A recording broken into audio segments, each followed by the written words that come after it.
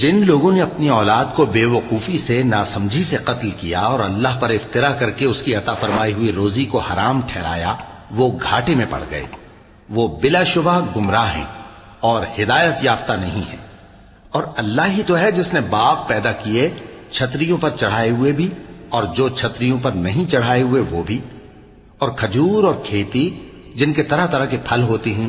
اور زیتون اور انار جو بعض باتوں میں ایک دوسرے سے ملتے جلتے ہیں اور بعض باتوں میں نہیں بھی ملتے۔ جب یہ چیزیں پھلیں تو ان کے پھل کھاؤ، اور جس دن پھل توڑو اور کھیتی کاٹو تو اس کا حق بھی اس میں سے ادا کرو، اور بیجا نہ اڑانا کہ اللہ بیجا اڑانے والوں کو دوست نہیں رکھتا۔ اور مویشیوں میں بوجھ اٹھانے والے یعنی بڑے بڑے بھی پیدا کیے، اور زمین سے لگے ہوئے یعنی چھوٹے چھوٹے بھی۔ بس اللہ کا دیا ہوا رزق کھاؤ اور شیطان کے قدموں پر نہ چلو، وہ تمہارا کھلا دشمن ہے۔